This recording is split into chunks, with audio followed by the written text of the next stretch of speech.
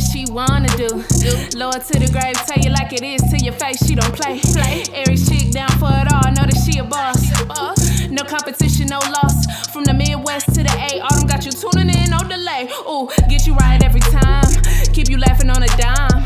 Tell you truth, no lies, so you can live your best life. Cover all topics, no limits. Got something for your mama and your children, no holding back. No gimmicks, coming on strong, get straight to business. Oh yeah. What she wanna do? Live life, live life, live life. What she wanna do? Live life, live life, live life. What she wanna do? Live life, live life, live life. What she wanna do?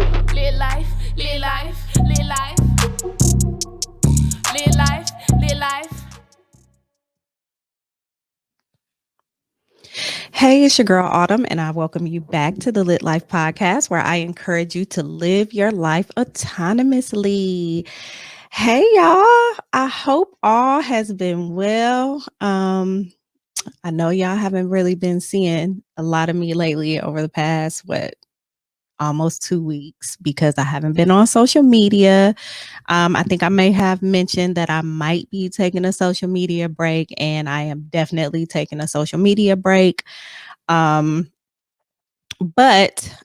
it's been good. You know what I'm saying? It's been good. You know, the first couple of days, it's literally like, I don't know. It's literally like almost going through a little bit of a withdrawal, like, because it's like, what do you do when you're not scrolling? So I find myself picking my phone up several times to not do any social media. It's so freaking weird. But in the meantime, I've been, what I do look at on my phone, or, you know, as far as like news, because, you know, I get all my news from Twitter, right?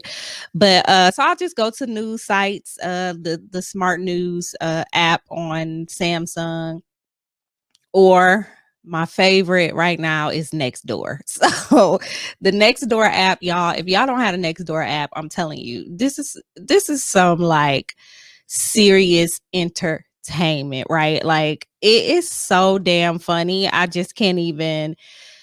I mean, it's funny and it's annoying, but it's just crazy. Again, you get this, you figure out who all the races are in your community.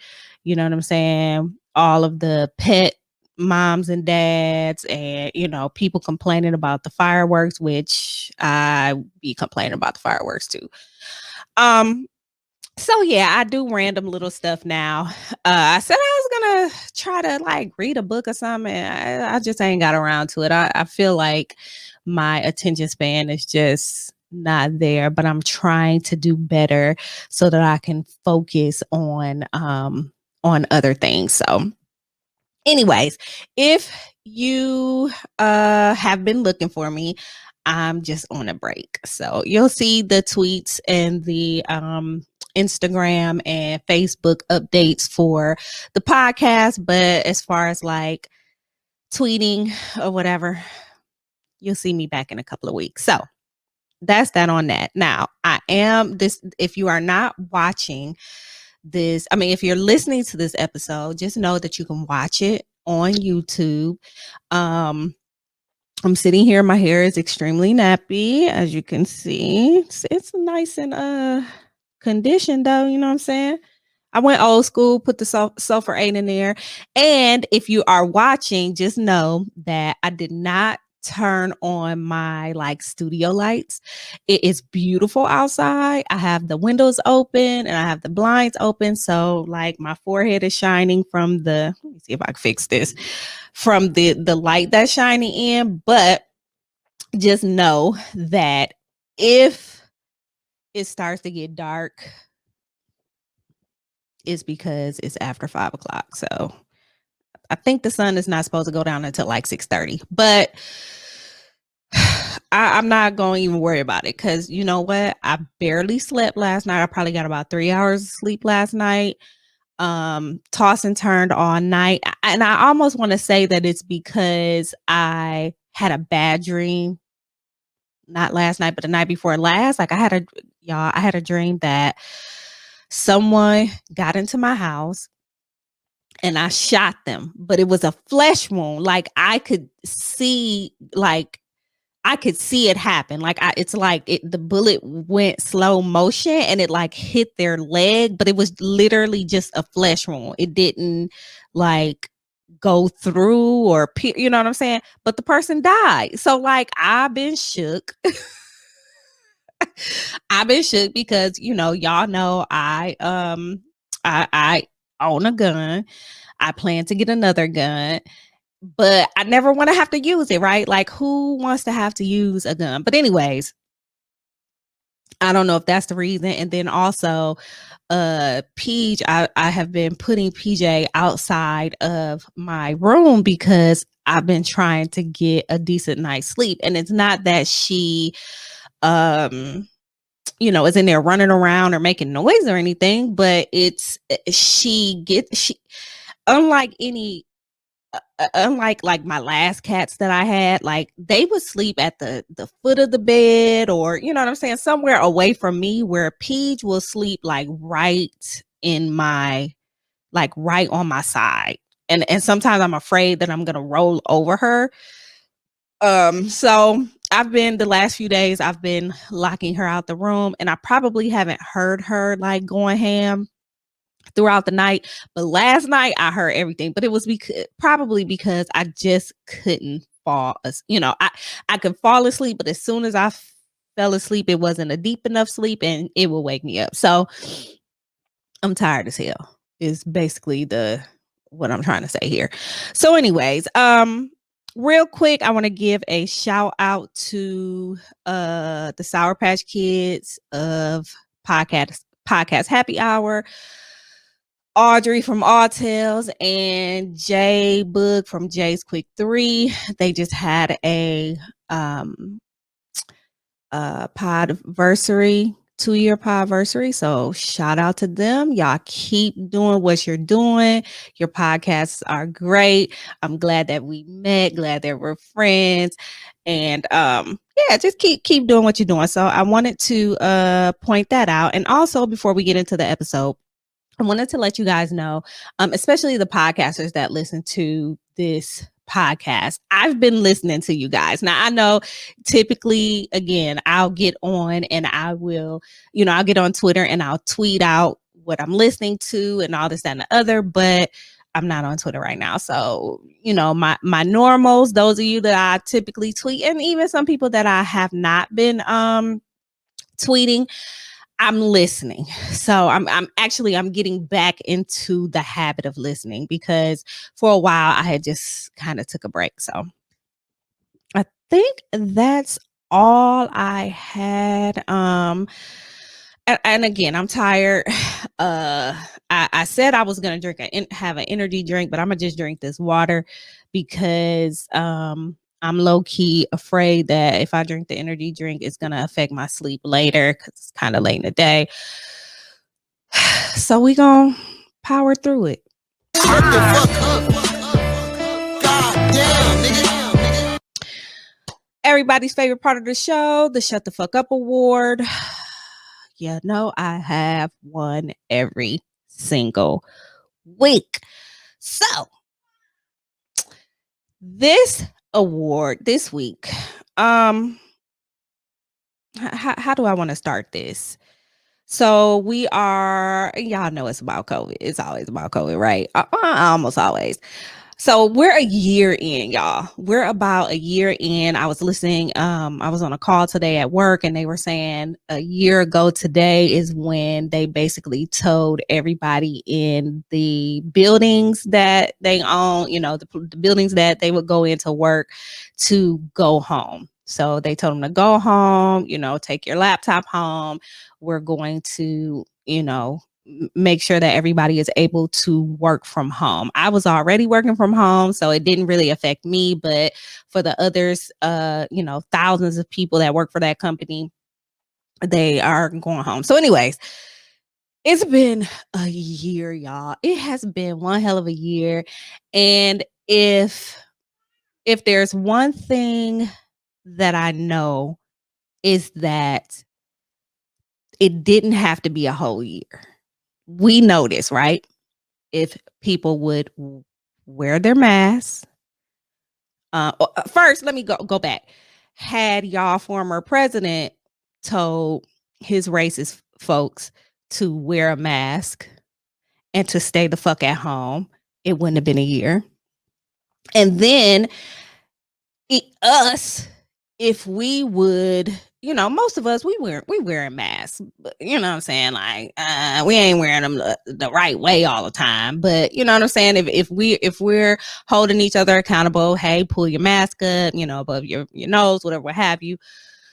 But also, if we would just kind of sit our asses down, now y'all know, and I've said this week in and week out, right? I am a traveler. About 9 years ago, I went out of the country for the first time. And I have been on the road since then. I like to road trip. I like to go to different things. I love concerts. I love all this stuff, all this shit that I decided to give up. Yes, I decided to give up to be socially responsible, right? Because we know that this virus is very easy to transfer from one to another. So even in the likes of everyone, not everyone, but I think they said it's like 10% of the population has been, and I could be wrong, but it's a very small number, like 10% of the population has been vaccinated. But even with that, they can still pass the shit along. You know what I'm saying? They ain't gonna get sick. Ain't nothing gonna be wrong with them, but they can pass along, right? So again, I have done my best to be socially responsible. Now, I say all of that to say, at this point, 1 year into this, I really don't give a fuck what you do. And the shut the fuck up part of it is, you don't have to tell me what, you don't have to announce, not just tell me. You don't have to announce that you're going somewhere and the protocols that you're taking. We don't give a fuck. Okay, we don't care. So if you're going somewhere and I don't need to hear, and everybody's gonna do XYZ. Don't care. Don't give a fuck. Do what you're gonna do. I'm gonna do me. You do you. I'm gonna do me. Okay. It's crazy because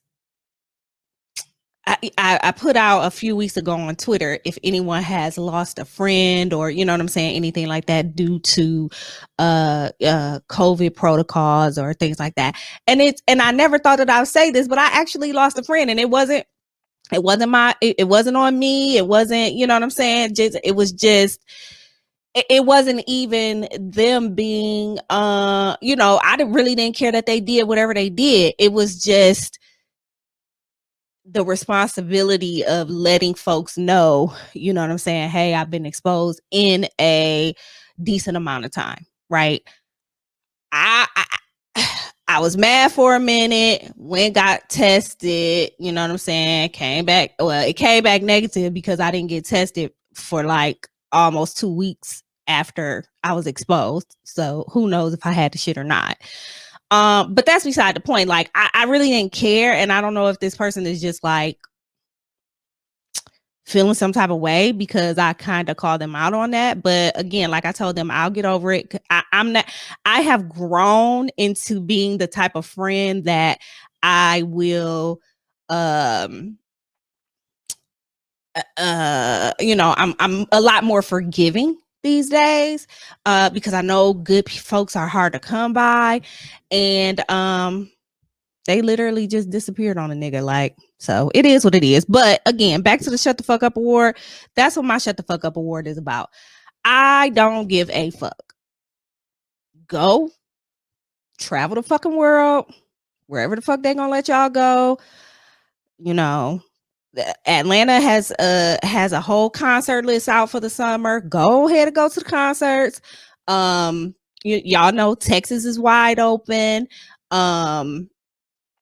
Mississippi is wide open. Georgia been open. We ain't never closed. So it is what it is. Florida ain't never closed. So go have y'all fun. Do what y'all gotta do. I understand cabin fever.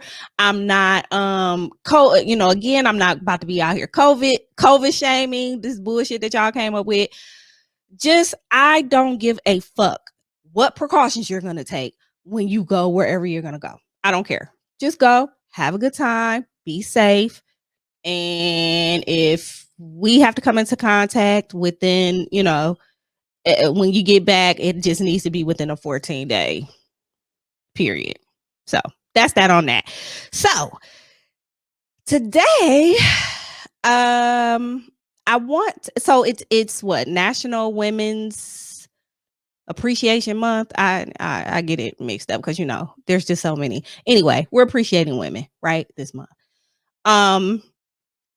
And I felt like this was a great time to talk about something that people are always surprised to hear about.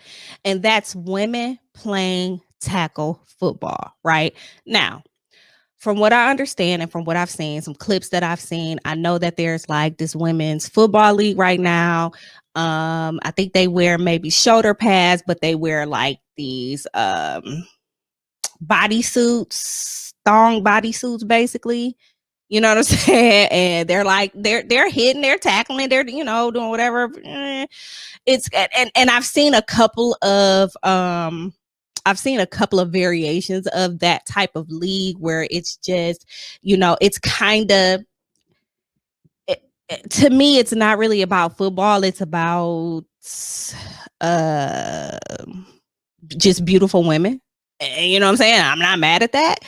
But I want to take you guys back to a time where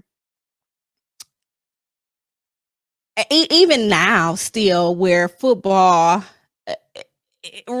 is a woman's sport as well as it is a man's sport, right?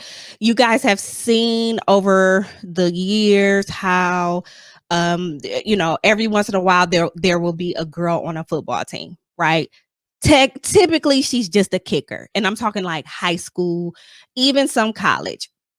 I probably should have did the research and I didn't, but I just know because these are the things that I've seen and because I've been in the circuit. But I just remember when I first started cheering, because I was a cheerleader for many years, both for sports and a competition cheerleader. When I first started cheering for football, which was probably my sophomore year in high school, I knew a lot about football. So my sister's husband, my brother is a diehard Dallas Cowboy fan. He basically made the whole family become a diehard Dallas Cowboy fan. So that, and this is again dating back so many years, y'all. Like I don't know, 25 plus years that I've been a Dallas Cowboy fan. And sitting and watching football with him has always been like great and hilarious. And he'll get my sister made sure that they had the NFL ticket, so all of his his family, friends, whatever, we all gather on Sundays and we watch a whole day of football. And that's how I learned a lot about football, and that's where my love and my passion comes from. When it comes to football, it really comes from my brother. Like he taught me so much about football. I was able to sit and ask questions. It wasn't like he was annoyed by it or anything like that. It was almost like he was delighted to, and then of course, he wanted his son to play football, all this stuff. So that's where my whole like football thing comes from. But anyway, I go back thinking about high school and how I was the only person on the cheerleading squad that knew when to cheer. So I knew when to cheer. I knew which is how I ended up becoming a captain. I knew what cheer to do, offense, defense, whatever, you know what I'm saying? Because they didn't know, because they didn't care. They could care less about football, but I love football. And I remember saying, like, man, I wish I could play football. Like, I just think that'd be so much fun. Like, knowing for real back then, like, I didn't like doing the damn conditioning and shit for cheerleading, and we like really worked out, and I hated it. And just like today, I still hate working out. I hated working out then. But I would have done it, like, because it was just it just seemed like the best sport to play, right? I mean, it's like,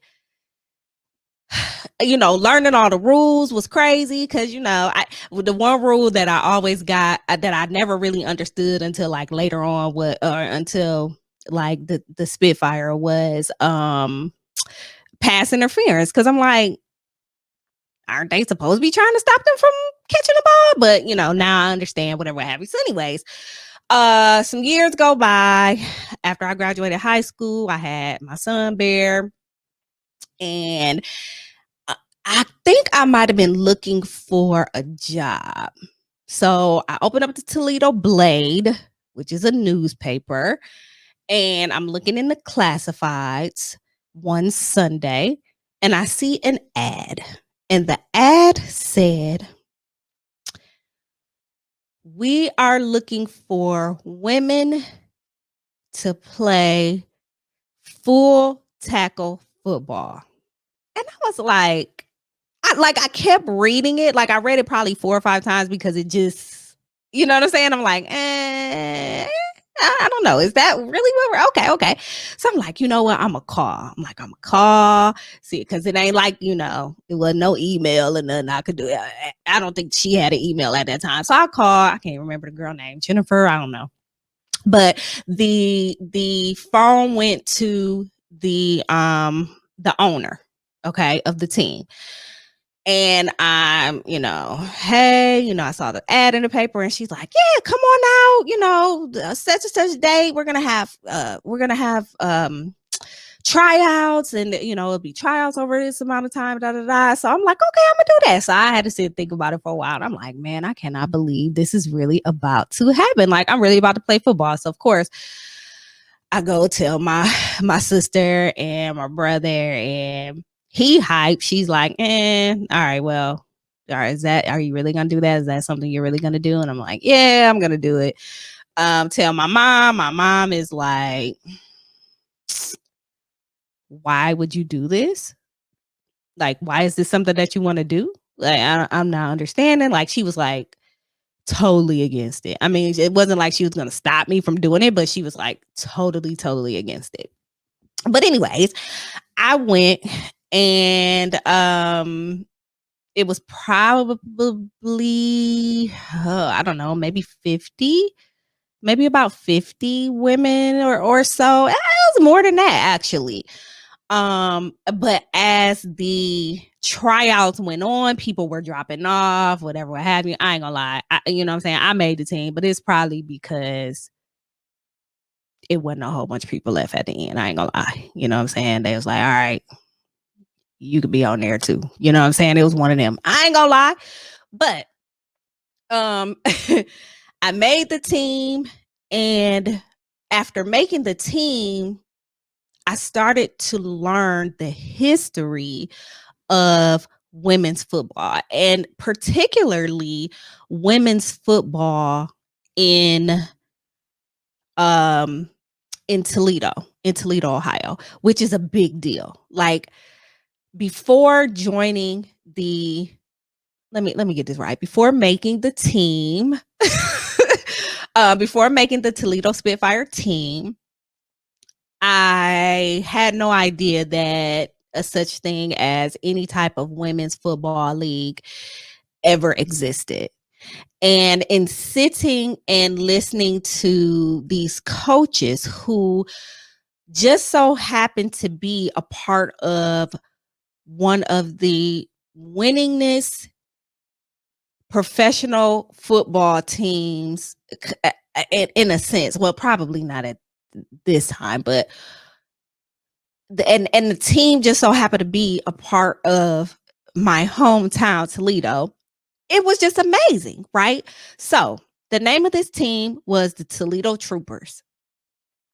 And from the Toledo Troopers, the coaches that we had were all from the Troopers aside from one.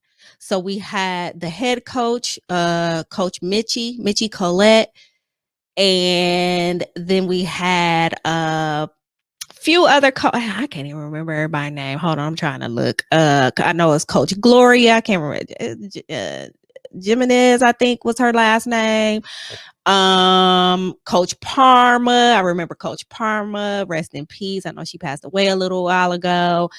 And I feel like they're gosh, I can't remember. I'm looking, y'all. I'm gonna get her name. I can't even remember her name right now. But so the coaches were from the Toledo Troopers. And I mean, like, y'all, just sitting and listening to these stories, I mean, like, it was just it just made you want to go out and hit somebody. You know what I'm saying? Like, all right, suit me up, put me in the game, coach. Like, I need my look. You know what I'm saying? I was cute. You know what I'm saying? They got my little pads. I could, like, all of our stuff was brand new because they had just ordered all this shit. So we had to get fitted for our helmets. I ended up that's when I cut all my hair off, and my mama was pissed off about that.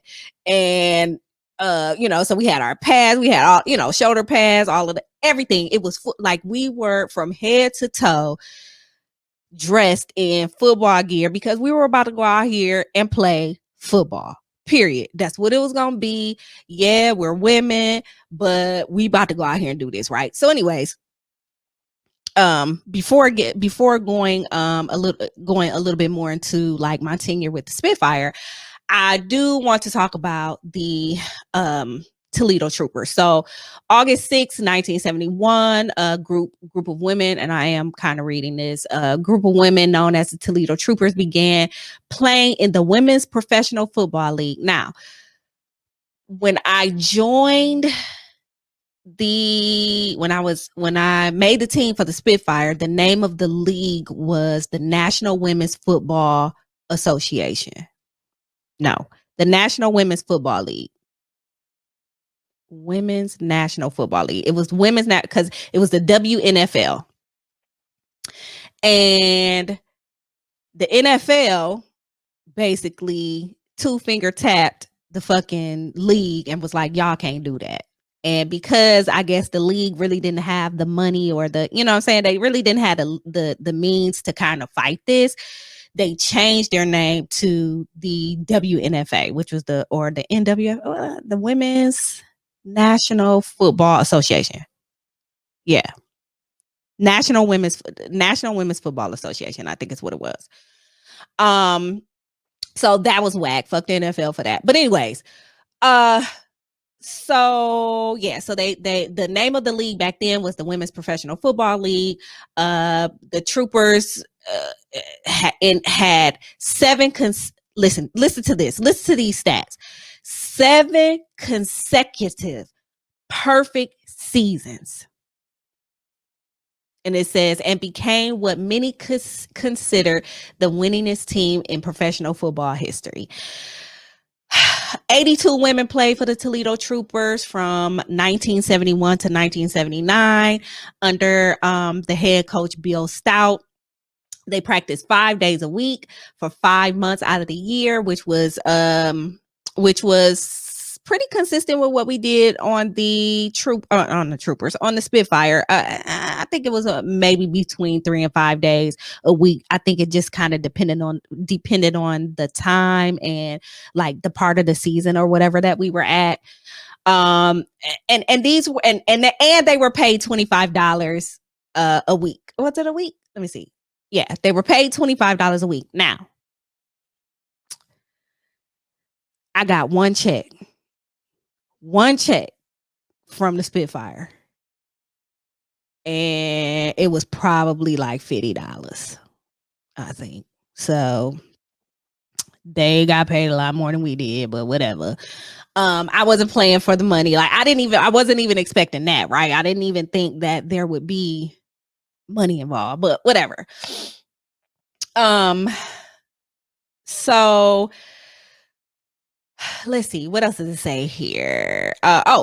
Yes. So and we were all just normal everyday women. And this is the same for the Toledo Troopers. You had teachers, you had doctors, you had students, you had lawyers, you had accountants. The coach was was she a sheriff? Highway trooper, patrolman, whatever you call them. Coach Mitchie was that. Like we all came from normal, you know what I'm saying, backgrounds, different, all very different. The team was very diverse. I mean, very, very diverse. And the Spitfire had women from the ages of 18 all the way up to, like, I think our oldest player at that time was like 60. And she could hit. She wasn't really running. She wasn't gonna outrun you, but she could definitely hit, right? Sidebar, it was this one lady. I ain't gonna go there. So anyways, y'all ask me about that later on. So yeah, so it was during the time listening to these stories about the Toledo Troopers, and during the time of the Toledo Troopers, it seemed like such a magical moment. But I can't talk about the Toledo Troopers without talking about, and I'm like cheesing so hard because I be so hyped talking about this. We can't talk about the Toledo Troopers without talking about Linda Jefferson. I need y'all to Google Linda Jefferson. Linda Jefferson was a motherfucking beast in these streets when it came to football. Okay. Linda Jefferson was like, just like the stories we heard about her. I know I saw a clip some time ago. I tried to find it and I couldn't. Some time ago of her when she was on Good Morning America, I think it was. Like, that's how well known or widely known this team was, and specifically Linda Jefferson. So I'll read this little thing. It says the women of Toledo Troopers were impressive and record-setting athletes. The team was selective. More than 100 women tried out for 24 spots in 1970. Linda Jefferson quickly became the team's star running back and ran for 5 consecutive 1,000-yard seasons. She rushed for more than 14 yards a carry for multiple seasons and is now one of only 4 women inducted into the American Football Association's Hall of Fame. Linda Jefferson was a motherfucking beast. Okay? A beast. Okay? There's clips. If you go to YouTube, there's a few clips of her. And yeah, so before I go into the ending of my story about the troopers, I do want to play a video. So I'm hoping that you guys can also hear it and see it here on YouTube and on whatever platform that you're listening on. So let me get this up here. Give me 1 second. And this is actually a clip of when the troopers or a few members of the troopers were on the Phil Donahue's show. So take a listen and look at this.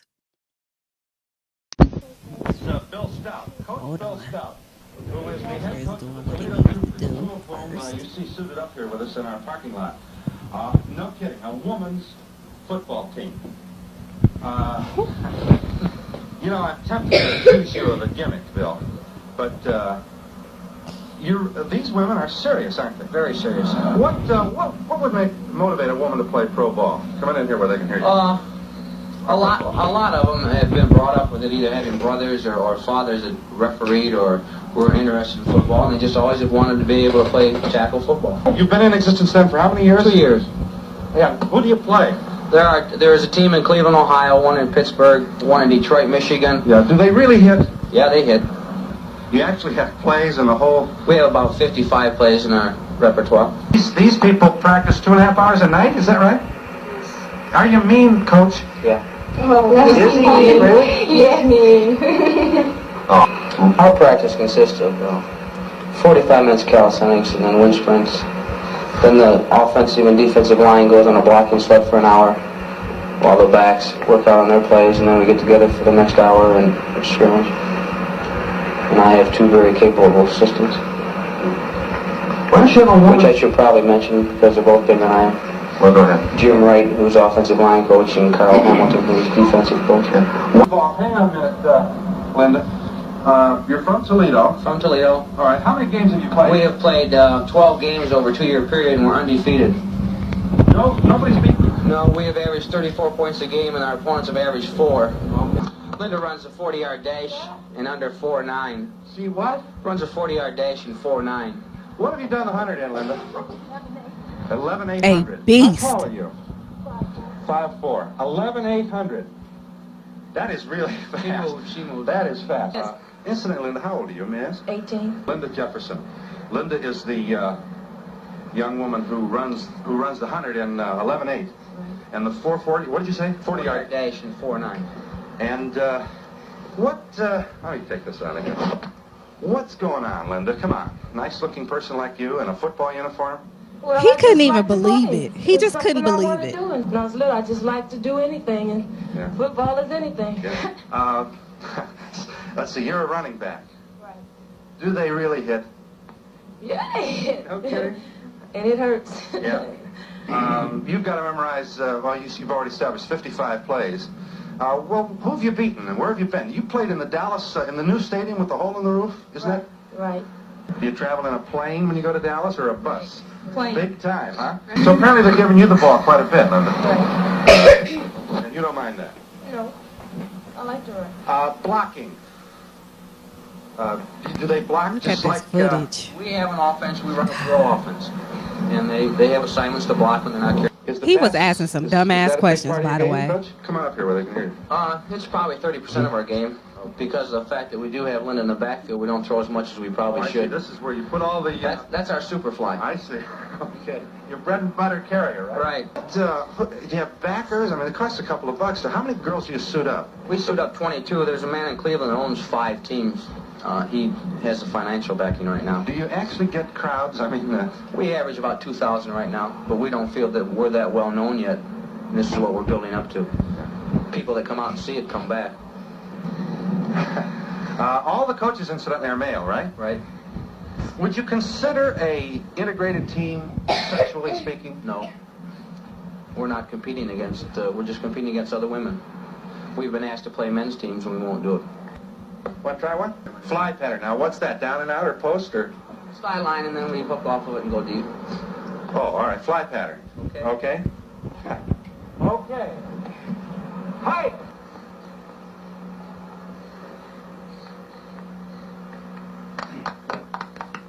You know, I am really impressed with this. She really does. She is coordinated.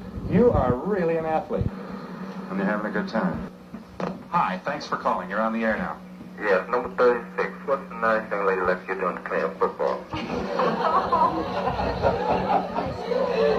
like it. It's something that I want to do, so I do it.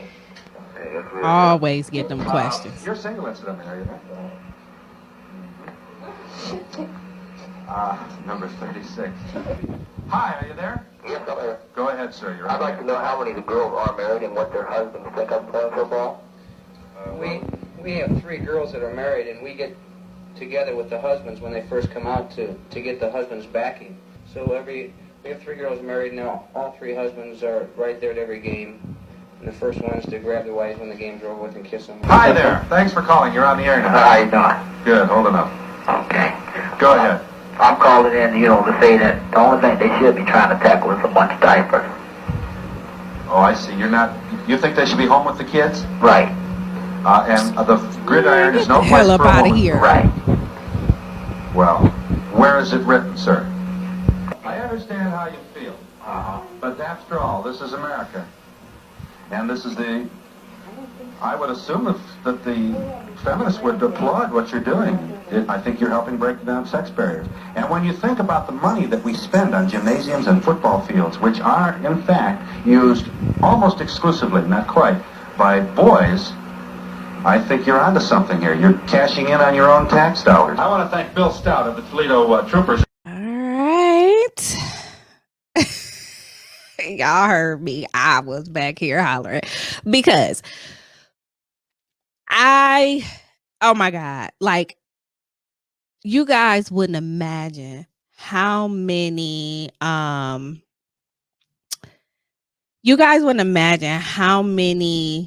people, men specifically, would always be like, football. Like, I've gotten laughed in my face a whole bunch of times. A lot of the men that I met over time, over the 4 seasons that I played football, seemed to be very intimidated by me when I decided to play football. When I would tell them that I'm playing football, and they, like, I wouldn't hear back from them and things of that nature. And I was cool with that.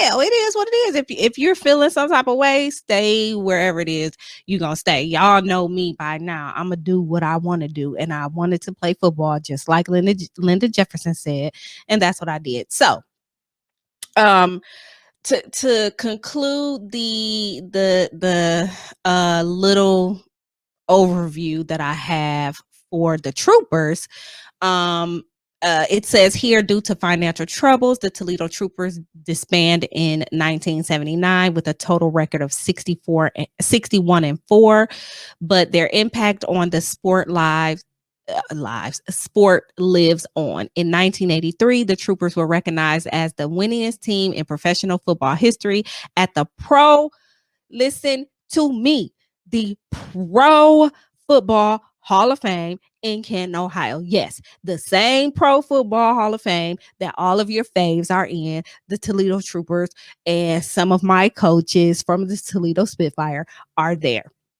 The Troopers were also the first to be inducted into the Women's Football Foundation Hall of Fame in 2014. So, the Troopers broke down barriers in women's athletics, and because of their success, Toledo went on to have several other professional women's football teams, one in which, again, was the Toledo Spitfire. I played for the Toledo Spitfire for 3 seasons, and then I moved out of town, and I ended up playing when I lived in Philadelphia, I ended up playing for a season with the Delaware Griffins. But I was number 79.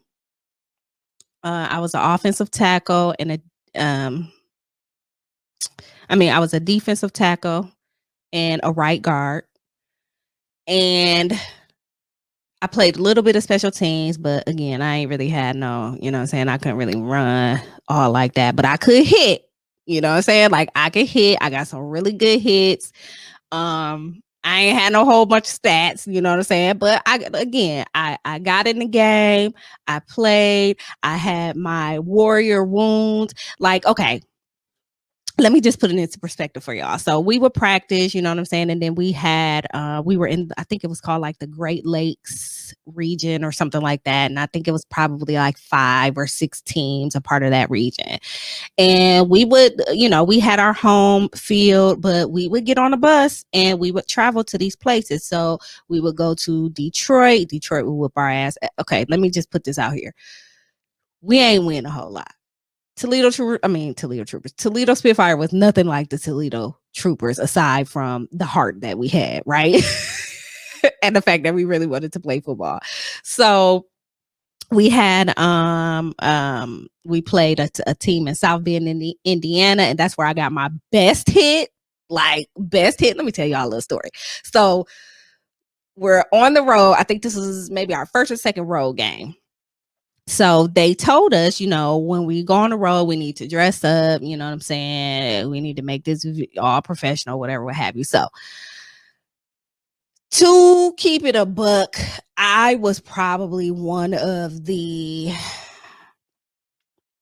I don't know, maybe 10 like girly girls on the team. Like, you know what I'm saying? Like, and when I say girl, like I'm, growing up, I would say I was a tomboy, you know, but I kind of like, you know what I'm saying? I develop, you know, what's the word I'm looking for? I can't even think of the word I'm looking for, but you know what I'm saying? I think things changed. You know what I'm saying? I became a little bit more girly, even though, you know, I was a cheerleader, but I was still kind of, you know, so I guess the whole football thing makes sense. You know what I'm saying? Never, you know, had a problem getting dirty and all this and the other. But honey, I'm gonna tell you this. When it came down to us getting dressed up to go on these road trips, a bitch was dressed. Do you hear me? Like dressed. Like was real cute. I wish I could find a picture. I just cannot even find these pictures. I you know, would always I would wear dresses sometimes, you know what I'm saying? I would put heels on or wear boots that came up to my knees. You know what I'm saying? I put a little makeup on, hair was laid, you know what I'm saying? I knew that all of this was going to be a mess after the game. You know what I'm saying? Of course, I would take the makeup off and all this, that, and the other, but I dressed like, you would think that I was on my way to a business meeting the way that I dressed getting on this fucking bus because I was the shit and I played football. So I remember when we got to South Bend, Indiana to play this team, and we walked in the locker room. And so me and my friend Tasha, we're walking into the locker room and she's dressed up just like me. And we're hearing all these snickers. So the one short girl who just so happened to be a running back was like, oh, they on the team. Like making jokes because we came in there looking good and smelling good and all this, that, and the other. I looked at her, you know what I'm saying? I seen who she was. I seen she had on a little jersey and shit. I'm like, whatever, bitch. You know what I'm saying? I ain't say nothing to her because for real, it got crazy. You know what I'm saying? When we're out there on the field, it was just like the dudes playing, like calling each other names and you know what I'm saying? Like, I mean, it was that serious. So we get dressed, go out here to play this game, and it was cold. I remember it being cold. It was so cold that night. But it was second half, and we ended up having the ball. No, we didn't have the ball. They had the ball, and we kicked it off. And like the first or second play, here come the running back through where the fuck I was, and I laid her ass out. Okay, that was my best hit. Laid her ass out, and when I hit her, it was like she fell backwards, but I was like on top of her, and I just looked down at her and was like, "Yeah, bitch, I play. I was the one. I was the one you laughed at," and just got up and she just laughed. Like she smiled, she laughed. It was funny, you know what I'm saying? But I got her one good time. So that was cool. That was like my best hit. That was like my favorite play ever. But yeah, so that's how things would go. And we played a full, 60 minutes, 15-minute halves, whatever it was. Had a whole halftime. I mean, we had a decent amount of fans to come out, whether we were in Toledo or we were anywhere else. I had gone to, like I said, Detroit, South Bend, Indiana, Kansas City, Wisconsin. I feel like there was another Cleveland. Cleveland had a good ass team, dog. Cleveland had a good ass fucking team. They were one of the only ones that could really compete with the Detroit team. And actually Detroit had two teams, but what happened was there ended up being like another league. Like, I don't know why these other leagues kept popping up. So there were like several teams in these leagues. And I left again. I moved out of town before the Toledo Spitfire disband, but a lot of them ended up going to another team, which was the Toledo something or another. I can't remember their name, but I was called many times and reached out to many times on like, because Coach Mitchie had my information or whatever, and she would call me all the time and ask me to come back to play, and I'm like before, and this was before I moved, because I think I might have stopped playing before I moved. But she would call me all the time to, you know what I'm saying, like to want me to come back to play football, and I just didn't. But again, when I moved to Philadelphia, I played for the Delaware Griffin, but it was only for a season. So yeah, I just want to say, oh, the other coach was Coach Pam. So our coaches were Coach Mitchie Collette, and Coach Pam Whetstone. We just called them by their first names. Then we had Coach Parma, Dorothy Parma, and the offensive coordinator's name was Jerome Davis. Oh, he had actually coached for the Troopers. I didn't realize that. And then we had Gloria Jimenez.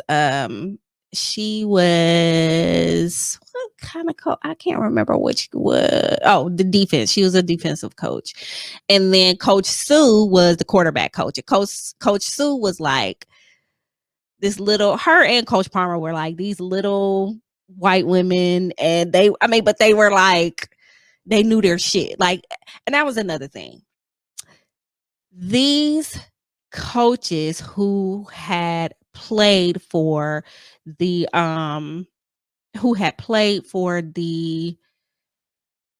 Troopers, they knew their shit. Like, you couldn't discredit them. I always hated how much people would be like, oh, y'all got women coaches too? Like, what are they? Bruh, do you understand that they came from the Toledo Troopers? Like, are you understanding this? Like, y'all, listen. I'm not sure, and I'm not sure, but I do believe that there's still full tackle football going on outside of the like vanity league is kind of what I want to call it. And again, I'm not really, I know that sounds like I'm discrediting them. I'm not. I think they're all really beautiful women, but again, I don't think the focus, the players' focus may be football, but I don't think the people that put that together, that the focus is football. So I don't want to knock them. I'm not going to knock them. What I will say is, being a part of the Toledo Spitfire was like some of the best memories I've ever had, y'all. Like, the best. I met some really good people.